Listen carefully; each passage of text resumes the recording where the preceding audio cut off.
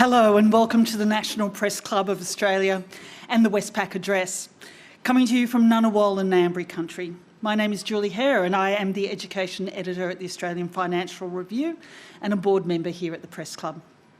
Our guest today is Professor Manu Platt, the 2023 ASMR Medallist, to make his address here at the club. Professor Platt is a biomedical engineer whose research spans global health, tissue engineering and personalised predictive health.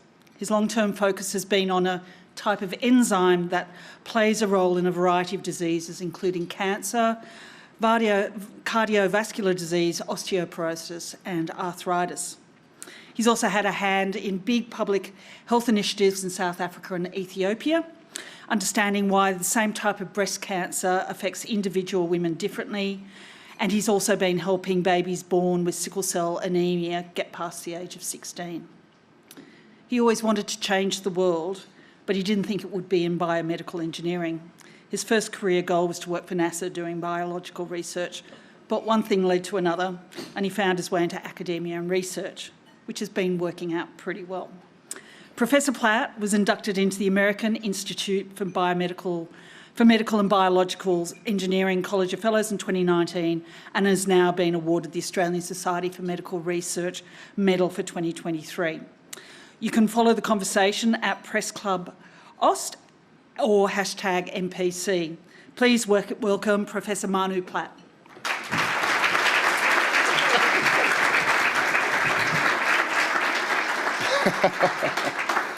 Good afternoon. Thank you for that wonderful introduction. I forgot she's a journalist, so she looks up things that you didn't just send in your bio. This will be a great lunch.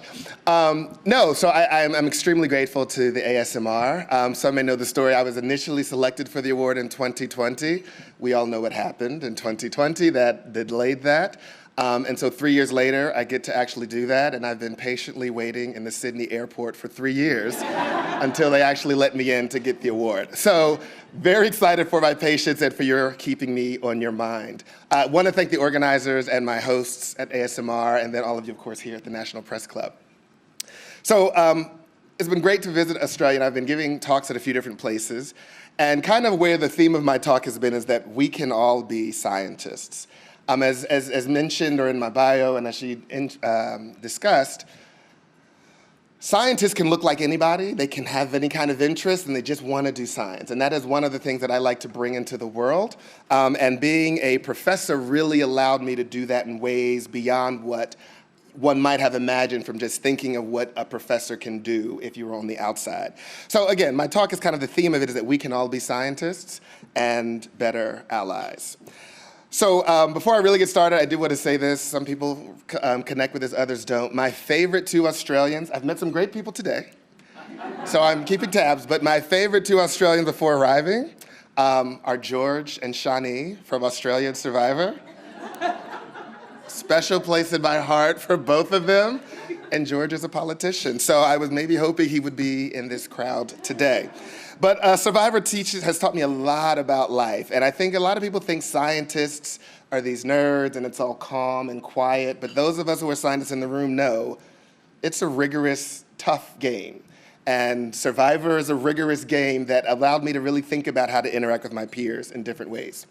So I do want to talk a little bit about my mentoring work. I used to have a video that I would show, but I'm not showing that here because I'm not going to spend a lot of time on that, but as a Black American, it has been important to me to set up new programs, create spaces that other Black Americans can come and do science and engineering. Because many of us, I have been the first this, the first that, the first Black this, the first Black this, the first Black that throughout several steps in my career. And I'm not saying it gets old, but it's important to make sure I'm not the last one that comes behind those doors. And I know the reason why I may be the first in certain spaces, but what I also am really careful about is to make sure that those that I bring in behind me stay in those doors. Because one thing that really upsets me is the loss of Black talent or brown talent. And it can be a few small interactions that may have someone thinking, I should never do science, I'll give up, I'm out. And we can't just say, bring people in for the numbers, and then they're at risk of being driven out by the behaviors and the culture of the society. So I think those of us that do want to increase the diversity in our spaces, bring them in, but also think, how can we change the space to make it safer, or make sure they go to the safe space while we do the work of changing the other environments. And so along with that, with my former mentor, I say former only because he passed away right at the beginning of the pandemic, Professor Bob Neerum, we started Project Engages at Georgia Institute of Technology. So Georgia Tech, for those that don't know, it's in the state of Georgia. So whatever you think about Georgia, put that to the side. It's in the city of Atlanta, which is an incredible metropolitan urban city. It's a wonderful place to live, and the biggest and busiest airport in the world, so we can fly direct to most cities around the globe. So since I've moved to DC, I'm learning about this bus changeover or flight changeover thing. I don't know, we didn't used to have that when I lived in Atlanta. But so Georgia Tech is a top-ranked biomedical engineering program. It's a top-ranked engineering school. And it's right in the heart of the city of Atlanta, but a lot of the students that are Atlanta residents were not coming to Georgia Tech for their undergraduate education. And it's a public school with quite a low tuition cost. Plus, Georgia has this policy called the Hope Scholarship, where the lottery actually allows money for Georgia residents to come to public universities in Georgia for free, or for no tuition, right? And so Bob Neerum is an older white guy, old white guy, okay? But had this epiphany about, Manu, you know what we should do? We should really try to make sure we get some of these high school students from Atlanta into our university. Because in the United States, there is a dearth of people entering STEM fields, and we must tap into all of the population so that we can have scientists, mathematicians, and engineers to meet the global needs and the country's engineering workforce. All for it. And so again, having an older senior person who could push power levers in places where I could not, and partnering with him where then I could be the liaison with the parents, with the teachers, with the students themselves. And of course, we had a wonderful program manager, Ms. Lakita Cervantes, because I said I deal with the parents. I don't deal with the parents. That is not my ministry. But she could actually deal with the parents, and I can work with the students. And so that triumvirate of us three were actually, over the last 10 years, able to bring in 140 students. They're working in Georgia Tech research labs with PhD students and with postdocs. They're publishing papers. And then the really critical piece to the success of this program is we actually pay them to do research. So imagine you're in high school, and the schools that we work with were in low socioeconomic, the Atlanta public school system in general. And so it was all free lunch at these universities, at these high schools, which give an indicator of the socioeconomic status. So we, or it's Bob's idea, which I applaud him, decided to pay them $10 per hour, 10 US dollars. Now, that means nothing here in Australia, okay? But where I live in Georgia, the minimum wage is still $7.25. It has been that since Bill Clinton was president and he left office in 2000. So we were paying them $10 an hour pre-pandemic, hottest job on the market. And the reason that's important is many of these students, they would go work retail, they'd go work fast food to help their families and support them. I was working fast food when I was in high school, but no need for them to come home smelling like grease, chicken, and all of these things and making no money. We've now increased it to $15 per hour about 2 years ago, and most of that, it began being partially federally funded, but with a huge 67% was philanthropically raised, and now we're all 100% on raising the funds philanthropically. But it's so important. And so I'm not gonna talk much, I said I wasn't gonna talk much about it, and then I spent way too much time talking about it. But that was actually one of the programs that made it challenging to leave Georgia Tech and take on my new position at the NIH. So I won't talk much about it because I don't want to cry. But I've moved to NIH, as mentioned in the introduction, and I have become a federal employee. Something went wrong. Whoops. Please try again. I know, Siri, I don't know what happened. And freewheeling like this is super interesting because now I've got a bit stream of thought. What was interesting is when this new position became available at NIH and I was being recruited for it, it was just really funny that a lot of people thought that what would keep me at Georgia Tech was leadership roles and expand my diversity efforts and to give me new positions there.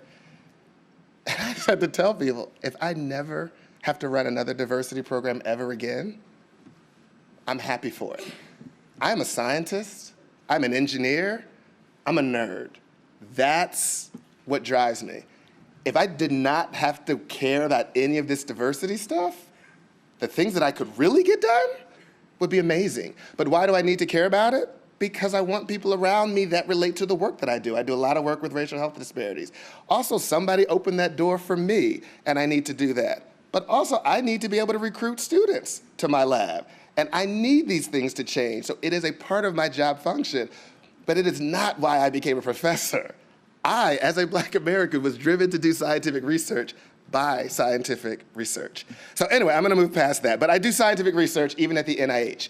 So what they wonderfully did is in this new center that's being created, the Beta Center, Biomedical Engineering Technology Acceleration Center. It's at NIH on the campus. Many of us think of NIH as sending money out to the world and around the country to fund biomedical research, but they actually are a campus with intramural researchers on campus. And the beautiful thing about being on the intramural campus is we don't have to write grants. I'm gonna brag to all of you out there in the grant writing field. Ha! And so, starting this new center is actually to tap into the other intramural researchers to get them to think about how they can apply biomedical engineering techniques to their own research. Because NIH at heart is a medical campus at root. And so that's been an interesting thing. As we were talking, my wonderful introduction, all of the different research areas that I cover, I love these proteases, they're at the center of everything, but they work in so many organ and tissue diseases that now my job is to connect people across different diseases. It's a dream. But I also get to connect others, but also make my own connections, and so I'm super excited about where our work will go. I would talk more about sickle cell disease, but as I mentioned, it's not really affect a larger population here in Australia. But in the United States, it's the racial health disparity. It predominantly affects African Americans in the United States. About 100,000 African Americans have sickle cell disease, but it's largely a global issue. So 300,000 babies are born each year with sickle cell disease, largely in sub-Saharan Africa, the Indian subcontinent, and the Arabic world. So it got to North and South America through chattel slavery, and that's how we now have it, and that's why it predominantly affects Black Americans. But children have strokes with sickle cell disease. And again, what keeps me going as a scientist is the passion to do the work to help people. So I'm finding out when I started my own individual professor lab that children were having strokes. My PhD was all about cardiovascular disease and studying plaques in people in their 60s, 70s, and 80s.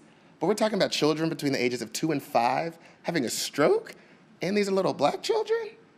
And it's because of a genetic disease? We had to jump in. And there's so many important engineering questions there. How the hemodynamics change because of these stiff red blood cells that are stiff because of the sickling. So that's what we've been played a part of. Georgia has a huge sickle cell population. And we don't just work with the researchers, I also begin to partner with community-based organizations. Because the people who actually are living with the disease clearly have run their own tests and their own experiments on themselves, particularly a marginalized population, right, that there's not a lot of funding for sickle cell disease. They're trying to make their own life better on their own. And me, it's not, I don't have sickle cell, it's not really in my family, but the conversation that I have with people and learning about the ways that they have done hypothesis-driven research on how they feel better is really phenomenal, and it allows us to then advocate to get more money to come and fund sickle cell disease, particularly in states in the United States where they have large populations. But also we need to try to bring that money at the federal level. And so that's another reason that I said, we'll go to NIH, because by being at NIH, the funding that I receive to do my research is already a large increase in funding sickle cell research in the United States. So again, now I want to change the story to kind of ways, there are young people in the audience, junior scientists, maybe a few, professors, and definitely if you're watching at home and you're a young scientist, I'd love to share this story about how I kind of started to think about policy and how we as scientists must not just think about the lab, but if we want to have impact, there's a broader world. Like many of you who are science majors, I was a biology major at my undergrad institution. It was a liberal arts school, so there were lots of English majors, anthropology majors, history majors, and I used to laugh at them because I was like, oh, you've got it so easy. It's so hard for me, I'm taking biology and physics and calculus, and what are you doing? Reading, whatever. But I had to go back and apologize to those people once I started working in the HIV/AIDS world. So in 2009, when I had just started my independent research lab, there was a call from the federal government, had put in money to solve a problem. The NIH and the International AIDS Society put out a call to bring new investigators to HIV research.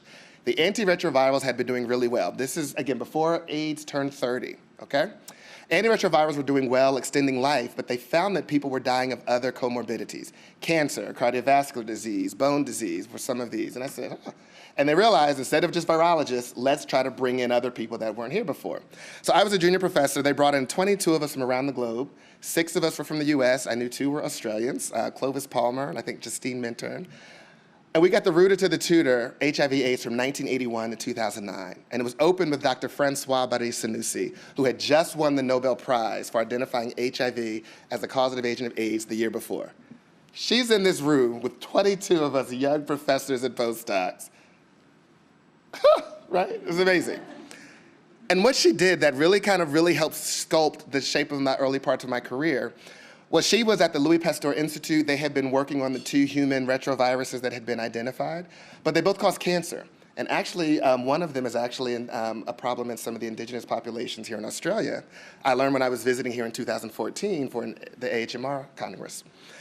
But she said the issue was they had to rethink everything they knew. Because the other human viruses cause cancer, the cells would keep growing and you could study them. HIV was killing the T cells, so they had nothing that they could culture and grow.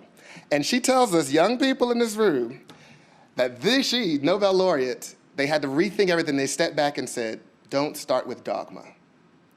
Now, scientists in the room, science is history. We build on things that have been found in the past. So to say, step back, open up the box, and let's do some new thinking. Right? Because that's the way my brain works, and I want to study questions that people aren't looking at. So you've got to generate new ideas, almost de novo. So that was the first piece that really stuck with me. So again, young people, stay in the history of it, but then sometimes you have to start fresh. COVID-19 was a huge example where people had to start brand new ideas. But what I also learned is those HIV/AIDS meetings at the World AIDS meeting, that year was in Cape Town, and I then went several years afterwards, is that the scientists and clinicians had to be advocates for their patients. Now, they did it, we getting our PhDs in science, we didn't even learn budgeting, right? And we get these large budgets. We definitely didn't learn about social justice and activism. But the early scientists and clinicians had to advocate because of the stigma surrounding HIV infections. Again, I grew up in the 80s and 90s, and people getting kicked out of their jobs, no one wanting to take care of the patients. So the doctors got on those front lines, such that at these World AIDS meetings, they have protests throughout the conference. And I was just shocked as a young scientist and engineer being like, why are people on stage shouting and yelling? But it was important because if they wanted to get the problem solved, then they had to advocate for their patients and then bring in the anthropologists, the English majors, the history majors, the people who understand cultures. Because if we have the best small molecule or the best strategy to fight a disease, but the people we're targeting do not take it up, nothing. Right? We've done nothing. So that was a huge lesson there. So there was a march through the streets of Vienna, Austria at the meeting in 2010. And I was actually walking by the people who were the sex workers. They had red umbrellas. And that was the first time I heard this term, which now we've heard other places, but sex work is work. Sex work is work. They support their families with the work that they do. They pay their bills. They pay their rent. It is a job, but they are the ones that get stigmatized, not the people that were their customers. So in parts of the world that they were not seeing them to help stop their disease, guess what? It doesn't stop the public health problem by putting stigma on populations. Again, mind-blowing at these conversations. And so the big message I took home was the importance of being a scientist activist, right? You used to think if you're a scientist, you can be in some small little room and what you do and it doesn't matter. But we do need to be out there talking to people. And now I tell people sometimes we have to out ourselves as scientists. In America, people don't think I look like a scientist for a number of reasons, okay? And you wouldn't believe how many times I've been on the front of an airplane and somebody says, oh, what do? You play basketball? And I was like, no, I'm a scientist. And I'm like, and then they say, no, you're not. Yes, no, you're not, whatever. But that became important during COVID-19. I'll talk about COVID-19 later. Oh, there's free will unless we do too many things. But think globally and then act locally. That was the message in the after-school specials that I used to watch growing up on school.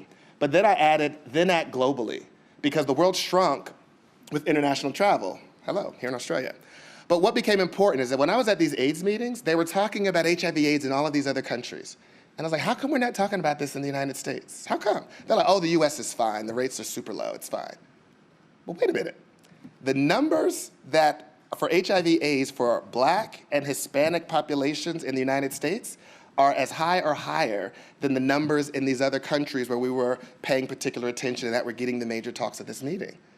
So we actually do need to talk about this in the United States.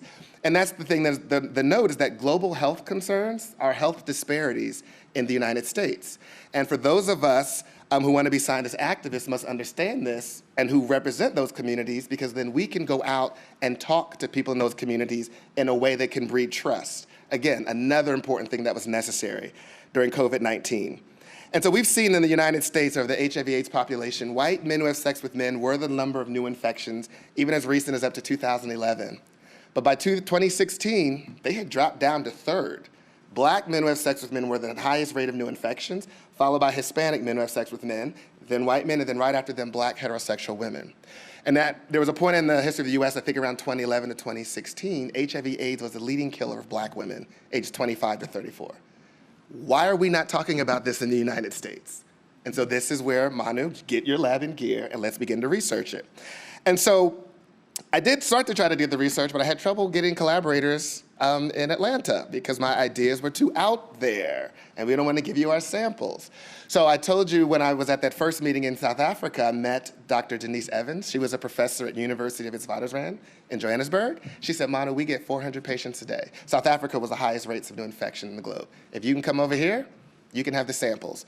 And what we had developed is a really low-cost assay to monitor this enzyme activity that we knew was elevated in cardiovascular disease. And our hypothesis is that it was elevated in people with HIV and cardiovascular disease on antiretroviral therapy. So we take our cheap thing over there, start using it in Johannesburg, and it's so great because it then, again, opened my eyes to new ways of thinking about low-cost technologies. And we weren't done with the first trip, because then we learn while there, but if you get it to the rural clinics, that's where the impact is actually happening, because then there's secret ways that the nurses and the technicians actually get medicine to people and do diagnoses. So we had to then reduce the technicality of the assay and think about new ways to engineer it down so that it could have broader impact.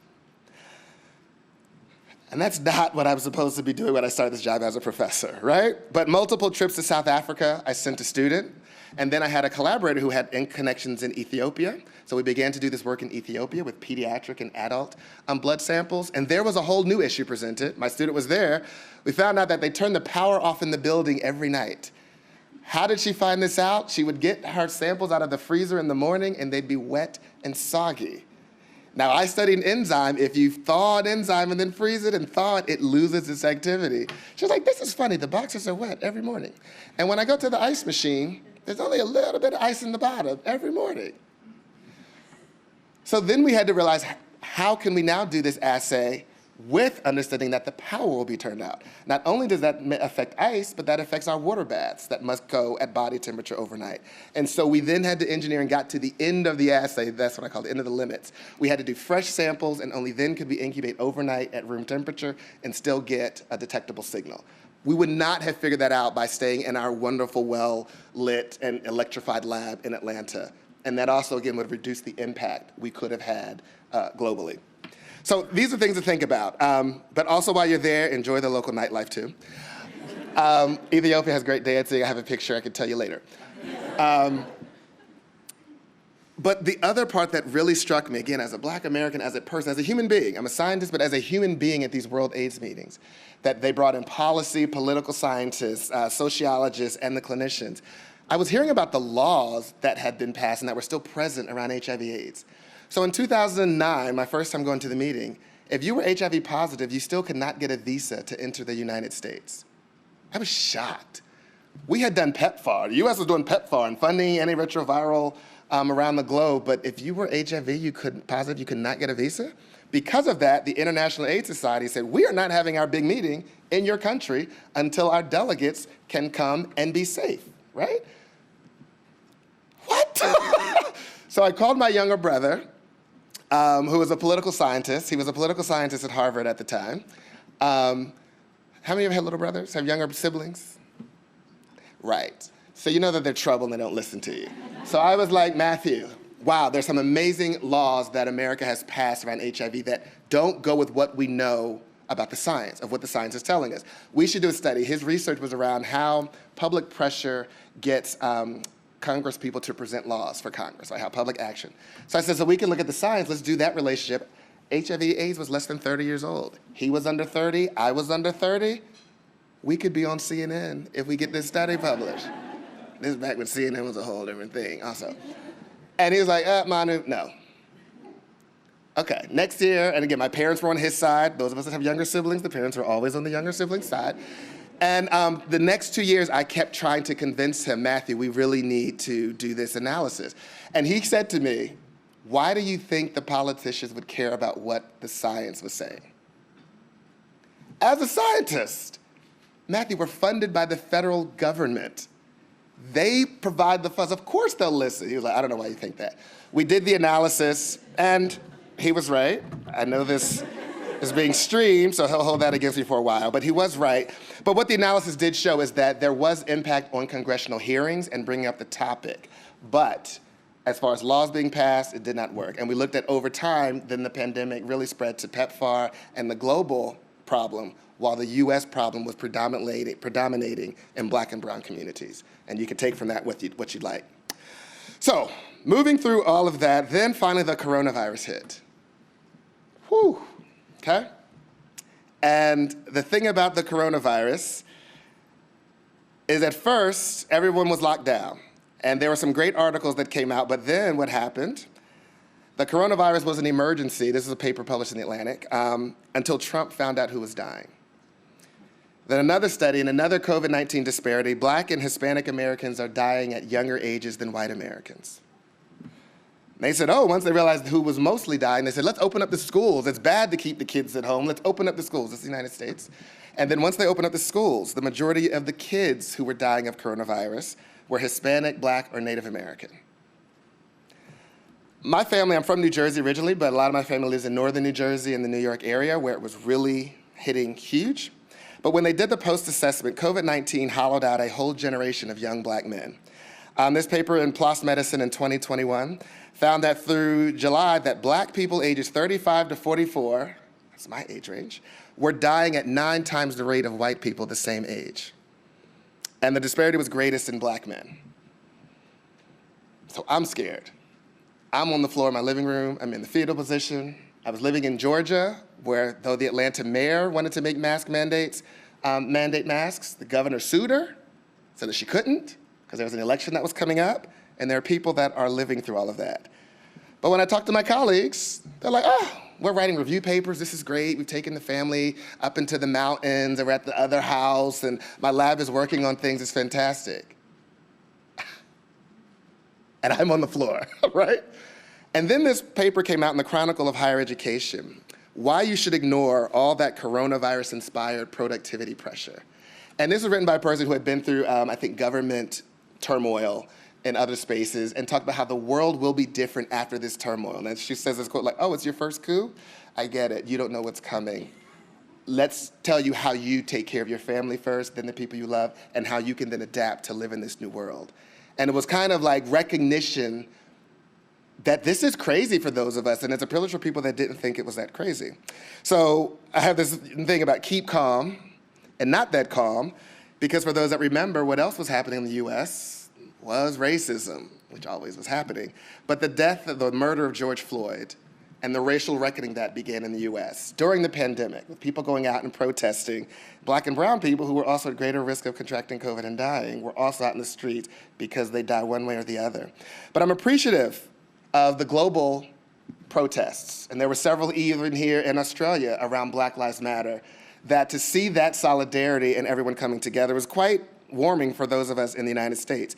And so that's this importance of allyship, I think. And I think we can't forget that.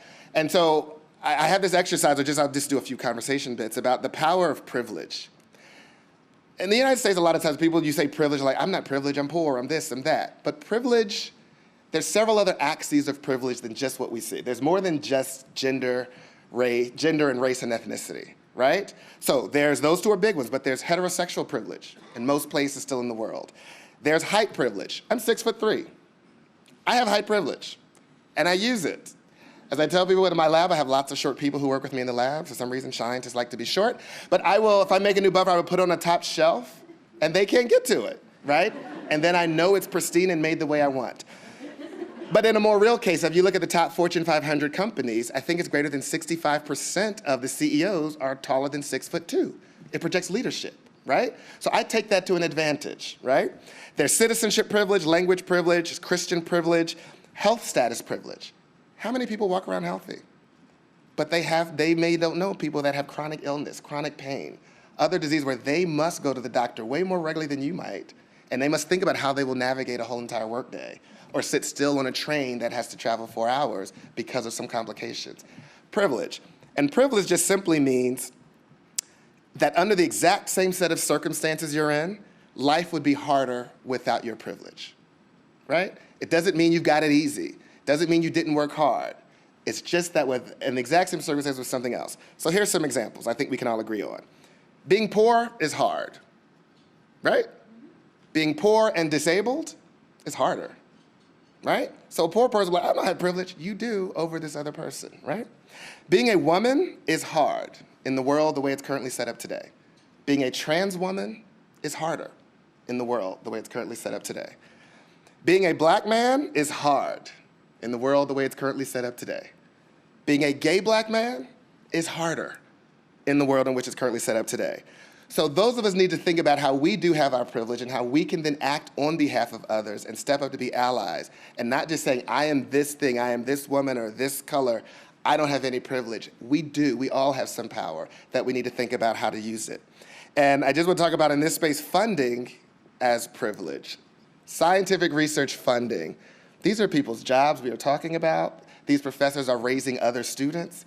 And then when we have bias in who gets the funding, it affects certain populations more than others.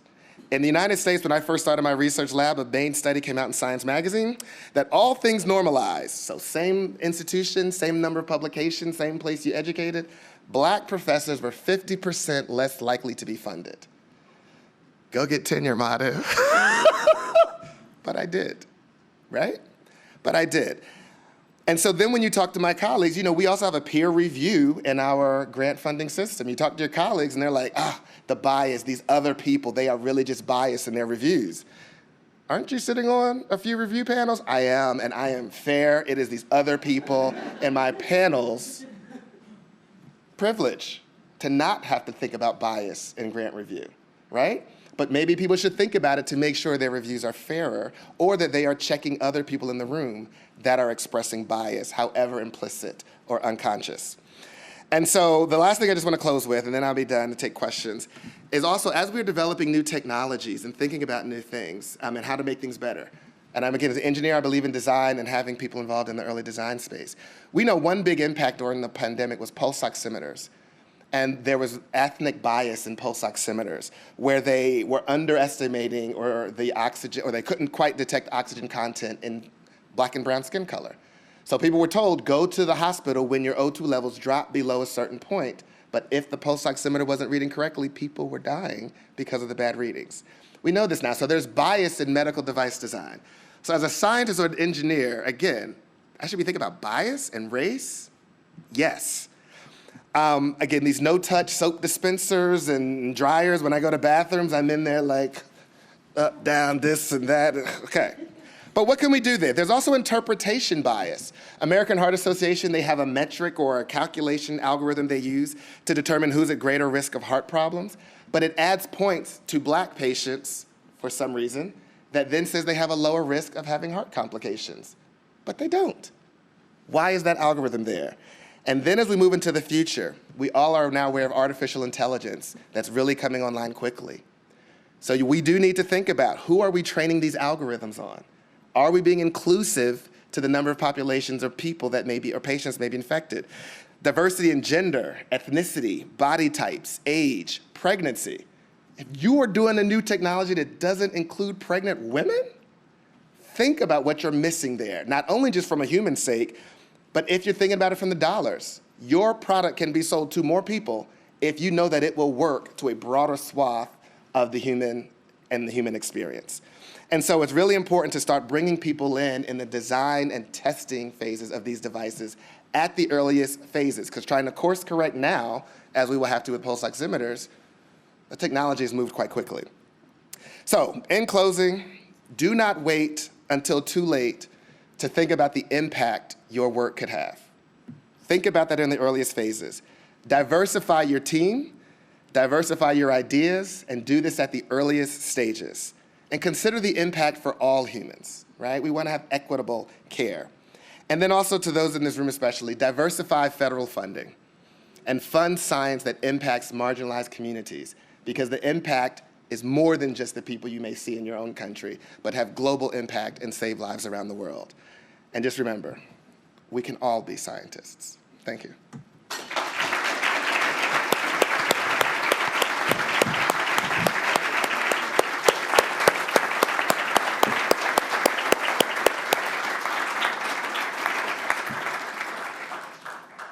Thank you so much. That was very entertaining.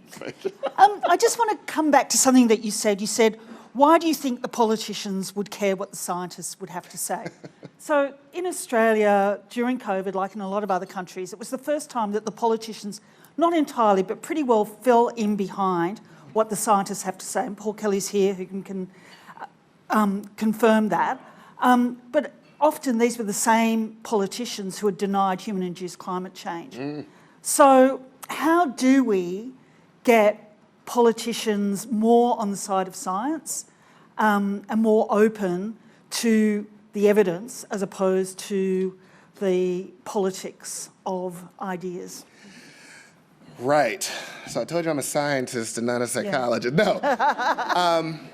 You know what's interesting? I went to, as I mentioned, I moved to DC recently, and I went to this event that had the squad for the American, Alexandria Ocasio-Cortez, Jamal Bowman, Rashida Tlaib, and the others. And Alexandria Ocasio-Cortez is something that I think gets this. I think people have to realize that they are in this together.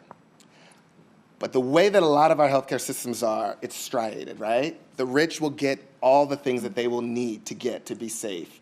So if everyone's dying around me, certain people can escape and get away. But what Alexandria Ocasio-Cortez, what she said is, in some of those earliest conversations that the Congress people were having, when they thought it was affecting everyone in America equally, she said the things that the politicians were suggesting were things they would never say elsewise. Universal basic income, pausing mortgages, just things that they say is just the crazy progressives. And I think it's the way forward is if people think we are all in this together, and that as a human, again, infectious agents are one way it could be quite useful, right? That infectious agents don't care how much money you have. And if we can make people think they are just as susceptible to it as the rest of us. How do we get there? That part I don't have the answer to. But that they would recognize we are all in this together. I think then they could think the science matters for them. Okay. Our first question is from Simon Gross from Canberra IQ. Thanks for your talk. There's a lot of things I could ask a question, but I'll start with one. I might get another go. You talked about the dearth of STEM, of young people taking up STEM in school in the US. We have very much the same problem here. It's a first world problem. Survey last year, I said, I found that kids in about 16 think maths is too hard. And so a lot of the response in our education system has been to lower thresholds, to make it softer. And we now have, our universities don't require mathematics as a matriculation subject to go into STEM science courses in universities. Ooh. It's that desperate. I just wonder, do you have any insight or theories about what's going on in the adolescent minds of US students about STEM? And do you know of any states that are doing good stuff about changing that? Ooh. Right. So I work with, one of the things I talked about is I work with these Black high school students in Atlanta. And one thing that's been interesting in recruiting them to the program is, they'll interview knowing they are interviewing for this science program. And we'll say, what's your favorite subject or something? Like, ooh, anything but math. I hate math. Wait. You interview with the science worker. Okay. And so, I think it's, I don't have an answer, obviously that's a big question, but I think if people could, one thing that we think in the US, if people can see themselves as scientists, as mathematicians, or see people that look like them represented and show that they could do that, I think then people start to identify that this is not something that is foreign to me. So as an example, I think she mentioned my intro, I went to Morehouse College in Atlanta, Georgia. It's one of the historically black colleges in the United States, and it's actually all male. So it's basically all black men at this liberal arts college. It's where Dr. Martin Luther King Jr. went. And what it did for me in ways that my friends and I didn't fully even appreciate until we graduated was that our professors, many of them were black men who had been out in the world and industry, and I was a science major. And they were always telling us, you can do it, get that crap out of your head that you can't, right? And they would say more gruffer things in their mentoring style. But also that they had represented and been there and done it in a more difficult time than what we were trying to do it in fact. And it just kind of put in us, what are you talking about? You can do this. Knuckle up and you can do this. And I hate to be the hard person around it. So I think that matters to people. And I think if people hear their parents say, oh, math, I hated math, oh, this, that. I think all of those messages get into people's heads, but what we tell people is the jobs are huge. They pay well, they're in high demand, and if this is something you have an inkling of doing, push forward and the payoff is major, right? So I think it's about making sure we see people, connect them with their heroes or people who could be their heroes, and then kind of telling the message you're hearing from other places that doesn't have to be you. Thank you. Yeah. Our next question is from Nick Stewart from Ability News. Thank you very much for your speech, although I must admit that I was expecting it would be about serious medical issues like male pattern, white male pattern baldness. But nevertheless, leaving that aside, one of the things that really came out is the way in which you've integrated a number of different areas together to provide answers for medical problems. The other model is, of course, to really focus on a particular issue, like cancer is perhaps a bad example of this, because we're beginning to realise that cancer is a much bigger issue than just the simple physiological one. How much do you think we need to reconceive the entire way we look at disease so that it's not simply physiological, but we look at it in a broader sense? Yes. So again, when I have my slides, I talk about the social determinants of health. Right? And I began, again, thinking about working with groups. I began to work with this multidisciplinary group at Georgia Tech, Emory, other schools. And that's when I learned about these social determinants of health. If you look in the United States, where poverty is greatest, it's in the lower southeast of the United States, and also people being unemployed is also down there, and where Medicaid expansion didn't happen. And right in those areas where the greatest amount of heart disease, greatest amount of diabetes, and also those areas where you have the greatest amount of HIV infections. So there are structural things that we have in society that cause the disease to be more dominant or progressive in certain places. And I do think there are people that are trying to bring that into the conversation, but I think if more natural scientists and biologists and biomedical people and engineers are thinking about it, then it gets it in again on the design side, again, where now I'm angling towards this molecule, let's say, but that molecule, I need to deliver this drug to it. The drug needs to be refrigerated because of the type of drug I'm developing, but I need to think, how can I make it stable and not be refrigerated? And let me start that early so I can make sure I get to people who don't have home refrigeration or something. So I think we need to start training our natural scientists and people asking purely, quote, science questions, the broader consequences of how we want to deliver healthcare. And male pattern baldness? And male pattern baldness, yes, particularly for white men. Our next question comes from Youssef Saudi from SBS. Hello, yes, I'm Yusuf Saudi from SBS World News. It's great to hear your incredible speech. I'm glad that you pursued science rather than playing basketball. That's great to hear. I did play basketball, my brothers were just better. Okay. Yeah, that's why I chose journalism as well. I'm not tall enough. Anyways, so you talk about the idea of trailblazers and science can be for anyone, but what do you think you would like to see when it comes to changing the landscape for the industry and, you know, hiring more diverse people? Yeah, you know, it's Well, this is being recorded, right? I was in charge of admissions and recruiting for my biomedical engineering department at Georgia Tech for 5 years before I left. And again, we're now ranked #1 in the country, in the United States. Woo! We were #2 for years, but now #1. And then I left, right? But one thing that to push through, there were several different phases that we had to go through to increase the numbers of our diverse students that we took in, right? But by the time we were able to take in 20% African-American students in our class, and again, the US percentage is only 13% black, so even above US. But there were several steps that I think we had to do that work for other organizations, and even not just grad students, but for hiring at your company or whatever. The first thing is you have to get good applicants that apply. What does that mean? There are people who think your company is terrible, and they know it has a history of being prejudiced and racist, and they're like, I'm not gonna go to work for that company. And being honest with oneself about, we have this reputation, what can we do to go out and fix it? And that's where sometimes community service, we did our Project Engages with the high school students, can help there. Then you have to get people on the review committees to be open to diverse groups, right? And so some of the conversations there become about we don't want everyone that has a 4.0 or the highest grade here, because what else are they gonna bring to us to solve these questions? And this student who went to this university that has this great experience, and maybe they've got a lower GPA, but they have this great experience, will bring that experience to our university to solve our questions. And so you have to start pushing on those efforts that then cause the review committee to change their minds about what is the perfect candidate. Because again, there's bias there because, well, they went to the school I went to, so they're the best candidate, right? And so it's not even always about race. But you've got to break them in and again, be explicit about exercising that oversight. Then that doesn't mean the person you then have extended an offer will come to you. Because then when they visit and on that interview day, they go out to a dinner with people, and if it's a woman, you let the sexist manager go out to dinner. And she says, not coming here.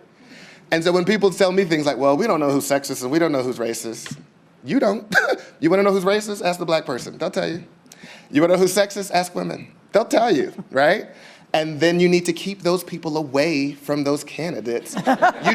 You do, in the earliest days. Now, when they do their second visits, they need to know what they're walking into. But that first impression, if there's somebody who's a marginalized person who has made it up through the ranks to be in a position to get that offer, they've seen landscapes. And at the first red flag, if they have another offer that's no red flags, I'm out.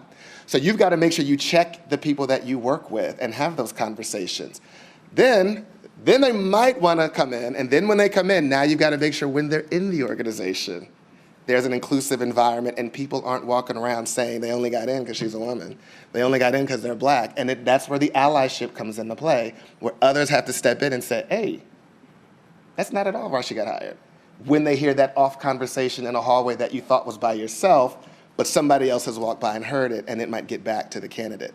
So it's all of those different levels that then get in, but when you start to have a stable, successful population, the word spreads, and more will want to join the organization. But it's not just, we educated everybody and did a D&I training, they're all gonna come. It's those one-on-one things, and it's the subtleties. Because if people think someone who's from a marginalized population doesn't catch the subtlety, they're fooling themselves.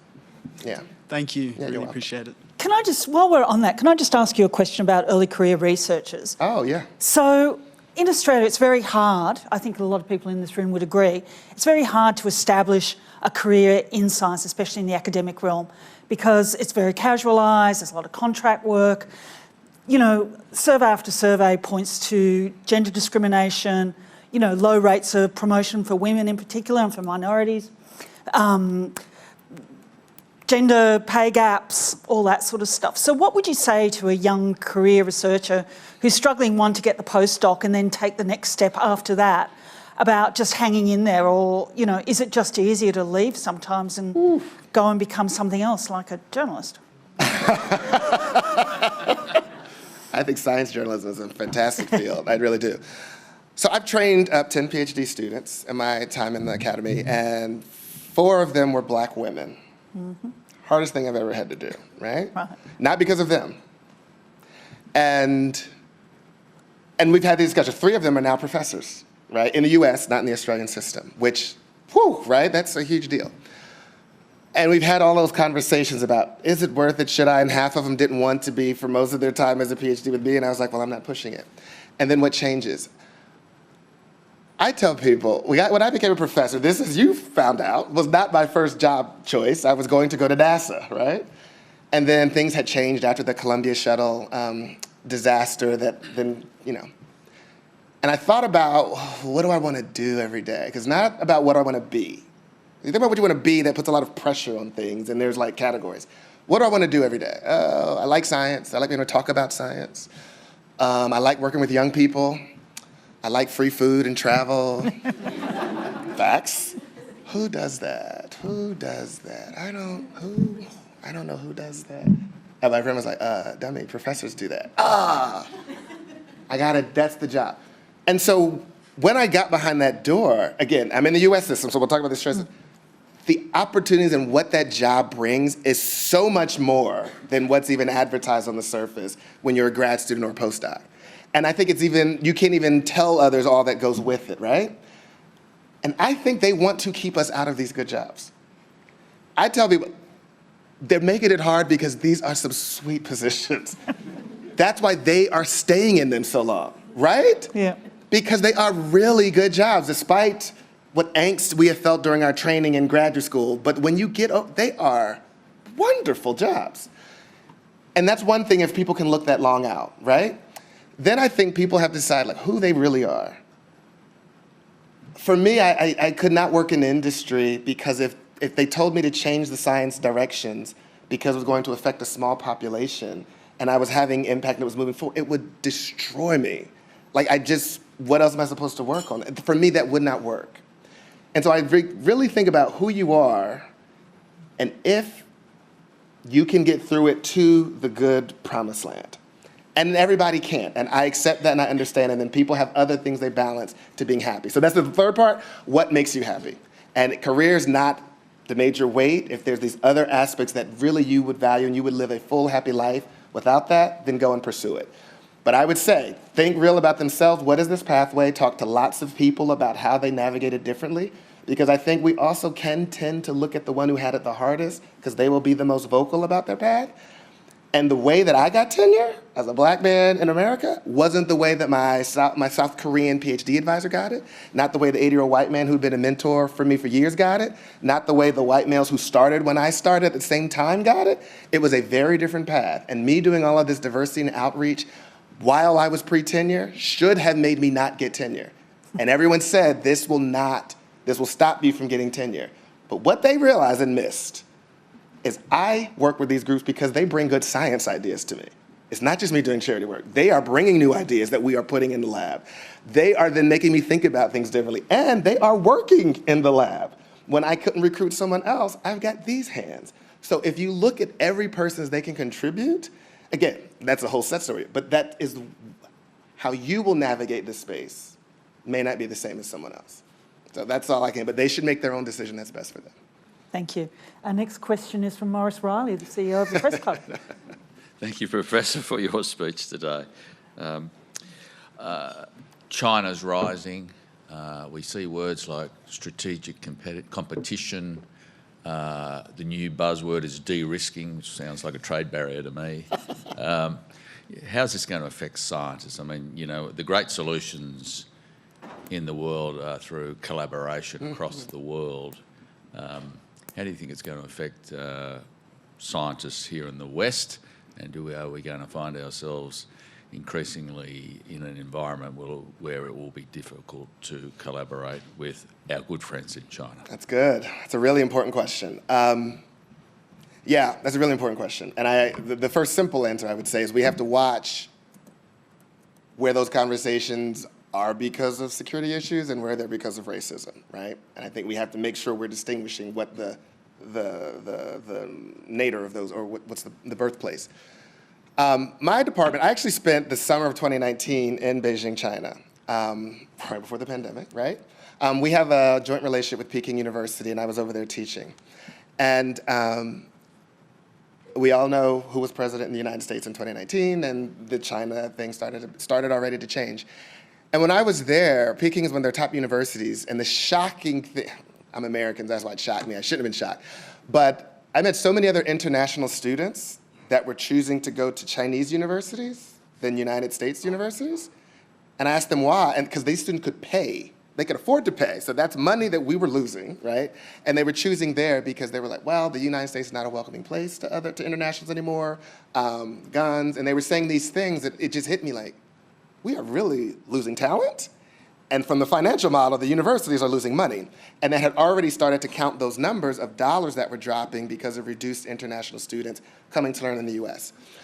So again, if the money is what people need as a motivator, you're losing money, and it's not just from the Chinese students, you're losing it globally because other people are choosing them over us. So we should think about that.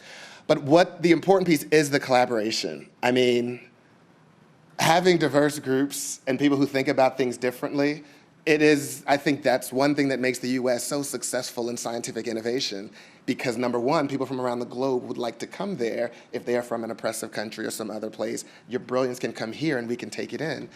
And China has very brilliant people, just like other countries in the world does. So I think the concern there is, if it is a security issue for all the well-vetted rationale behind national security concerns, then I'll let those experts deal with it. But if the root is a racist issue, then I think that's something that we need to push back against. Thank you. We've got a question here from Associate Professor Tony Kenner. Thanks, Manu, for a great address. I'm going to follow up on Julie Hare's first question. So you talked about Survivor at the start. Many of us scientists, academic researchers in Australia think that we're in a giant game of Survivor. Funding for research is at an all-time low here, and we look at the US as some kind of funding utopia.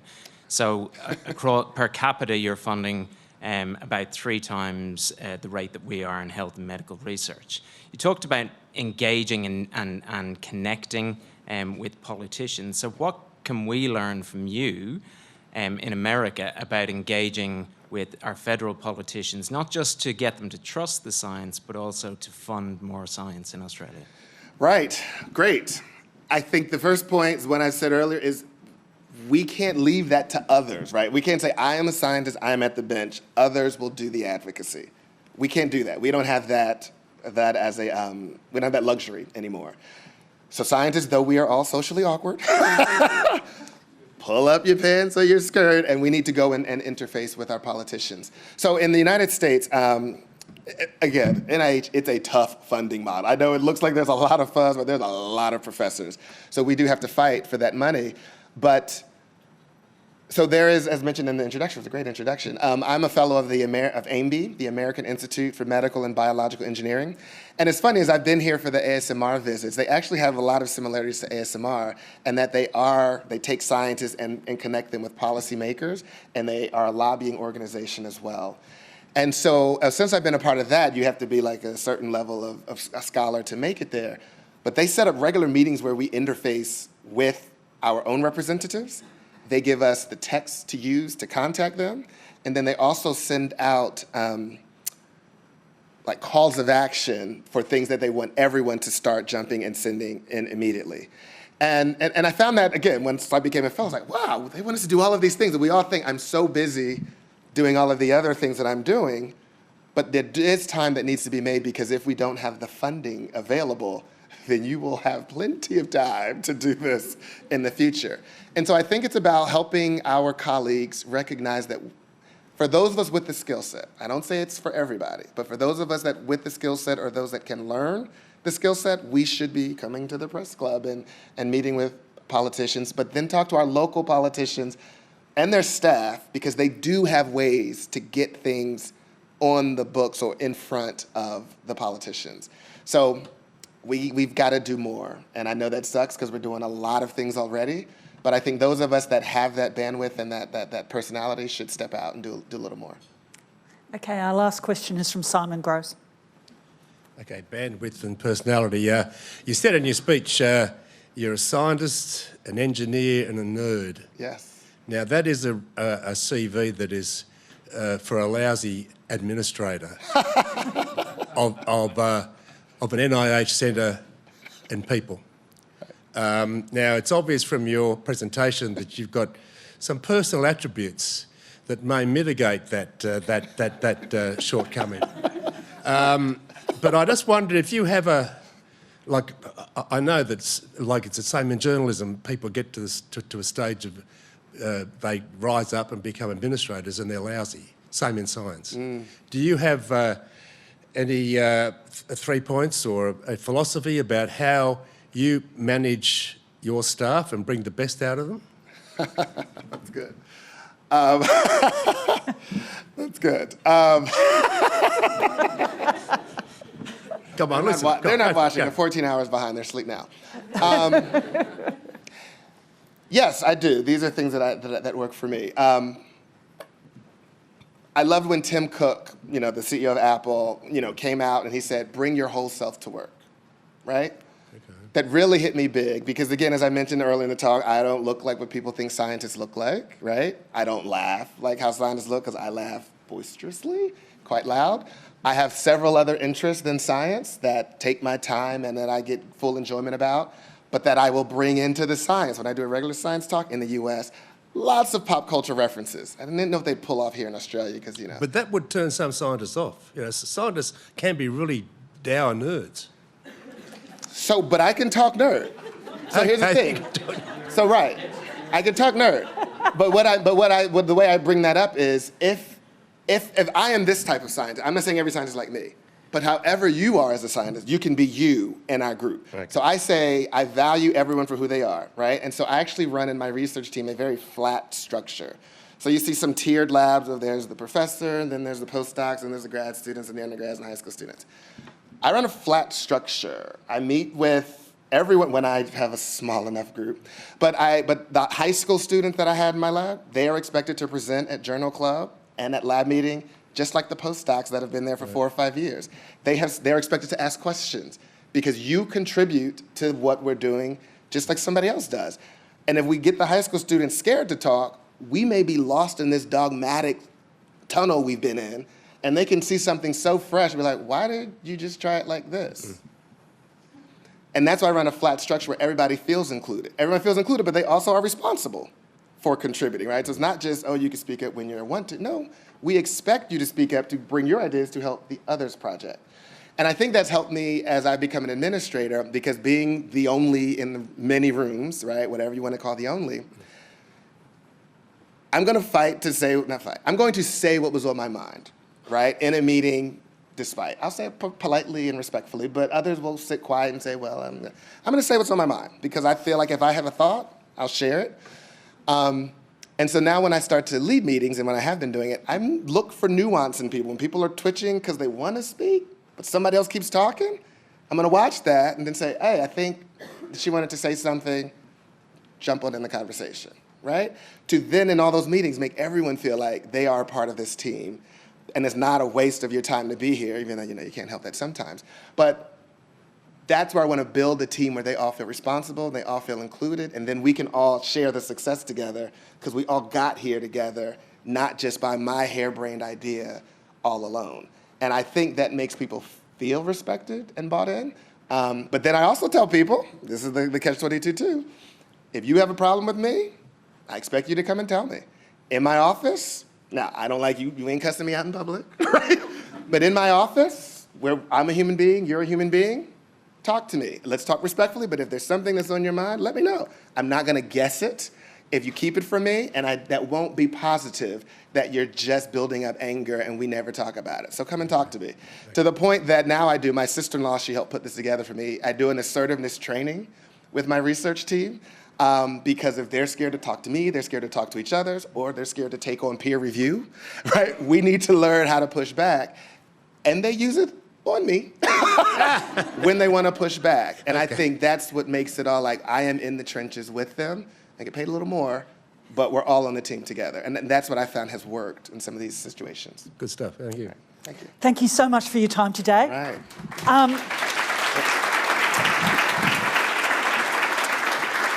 I would like to offer you a gold membership to the National Press Club. So next time you happen to be swinging through Canberra, please pop in and say hi. Everyone, please thank Manu. Thank you so much. That was fun.